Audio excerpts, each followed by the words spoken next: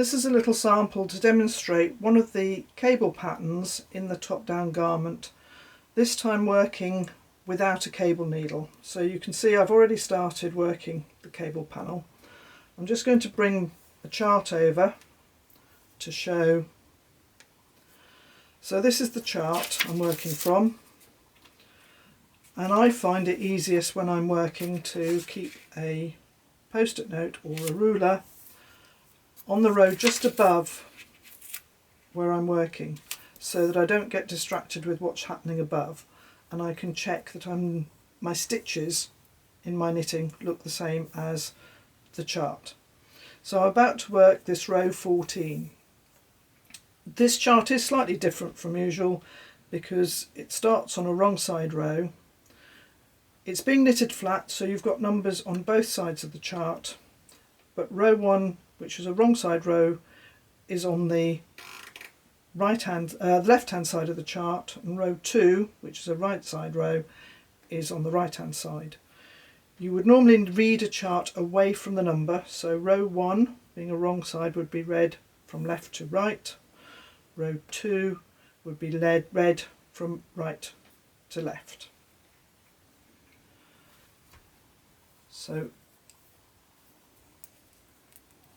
I'm just going to knit across to start with the cable panel. So in the cable panel, which is now starting, all the knit stitches are worked as twisted stitches. So I need to knit through the back loop of the knit stitch, and the purl stitches are worked as normal. So I've purled those two. I've now come to the first cable cross. These two knit stitches need to be crossed, and this time down at the bottom here they were being crossed with a right leaning cross, so the second stitch was crossing in front of the first stitch. On this repeat of the pattern, at this point, the first stitch is crossing in front of the second stitch. So I'm going to rearrange these stitches. So I slip the two to my right needle, and then I'm going to reach across and pick up the first stitch, pull my needle out, pick up the second loop from the back, put my left needle back into the stitch in front of the right needle so that I can knit through the back loop, which makes it quite a smooth movement. Once you've got your needles correctly set, it can be quite a smooth movement. So again, this second cable cross is exactly the same. Reach across the front, drop the stitch, pick up the loop from behind, knit through the back loop, knit through the back loop.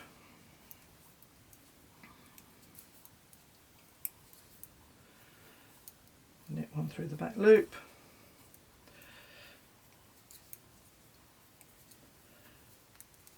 On this particular chart,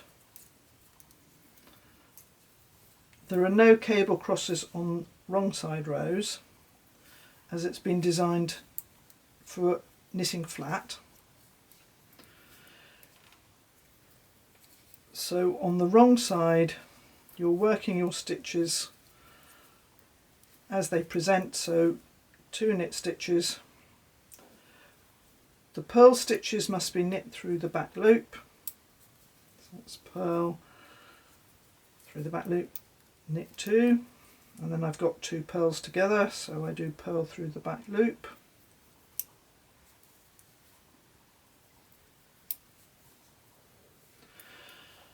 Knit 2, purl through the back loop,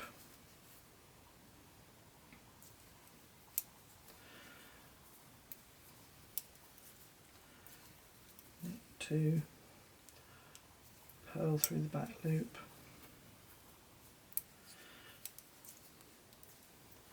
and work to the end of the row as normal. So I'll just bring the chart over. So that was the wrong side row. If I bring the chart over again, move this up. So I've just worked row 15, and this symbol is a knit or purl through the back loop, and I'm going to now work row 16. So row 16 we have some stitches travelling. So what we're getting now is this column of knit stitches are now starting to move as well. So we've got a knit over a purl, so that's knit's going over that purl. This knit is going outwards over that purl. This knit stitch is going to go over that purl. This knit stitch is travelling over this purl. This stitch is travelling over that purl, and this stitch is travelling over that purl. I need to knit across to the start of the cable panel.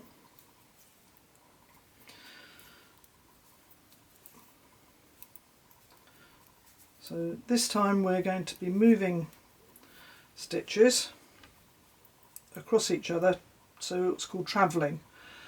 So this is the first pair of stitches that are going to swap places.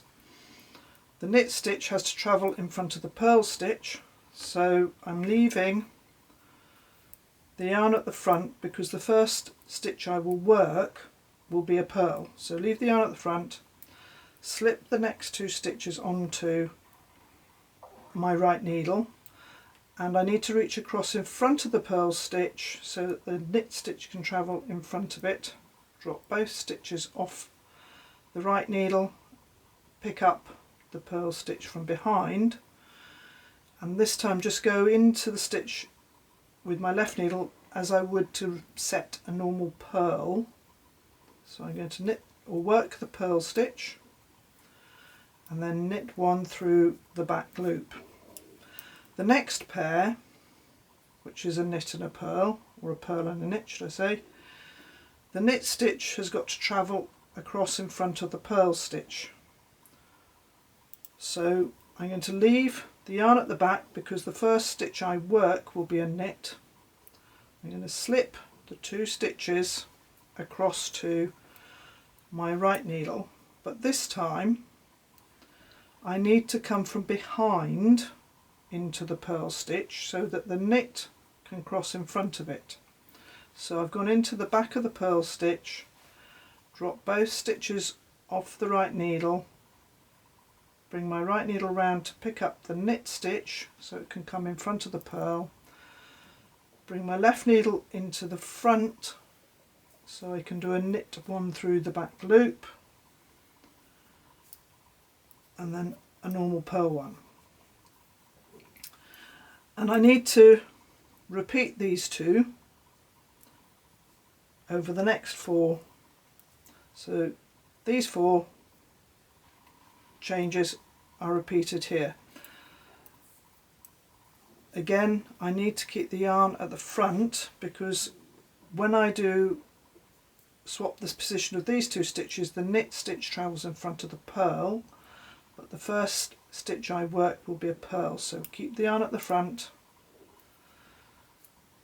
slip the two stitches to the right needle, reach across, this time in front because the knit stitch has to travel in front of the purl, drop the two stitches off the right needle, pick up the purl stitch with my point of my right needle, and as I put my left needle into the purl stitch I will have it at the back so that I can do a normal purl one and then knit one through the back loop.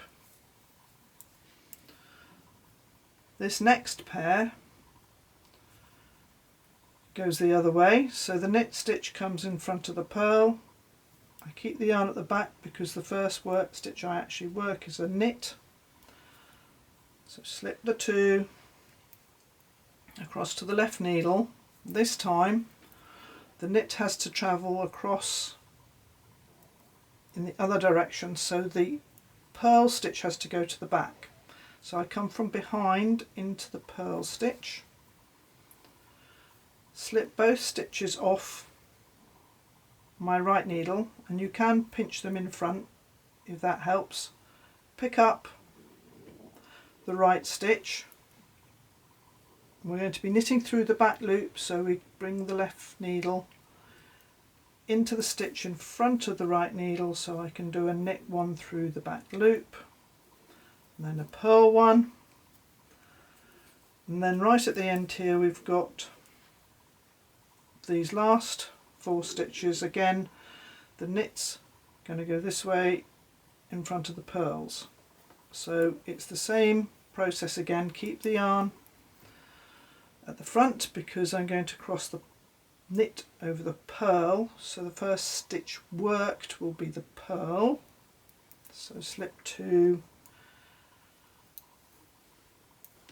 to the right needle, come in front so that the knit can cross in front of the purl, drop both stitches off, reach round the back to pick up the purl stitch,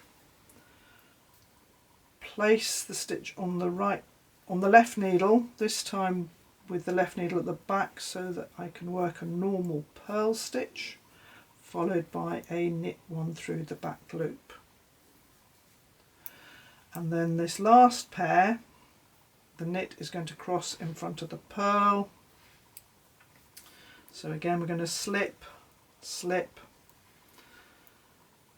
come from behind this time into the purl stitch, drop both stitches off the right needle, pick up the knit stitch so it can cross in front of the purl, place the left needle into the stitch so I can do a knit one through the back loop, and then purl, and then work to the end of the row. So that's demonstrated both left and right twisting stitches crossing in front of the purl stitches. The pattern builds up gradually with stitches at some points, knits crossing over knits, sometimes to the right, sometimes to the left, and then also knit stitches travelling across in front of purl stitches. And the knit stitches will always travel in front of the purl stitches in this pattern. On the wrong side row you follow the chart, but again you're not doing any cable crosses, you're just working across the row, working the stitches as they present. So the knits are knit, but on the wrong side the purls are purl through the back loop. So that's working the twisted stitch cables without a cable needle.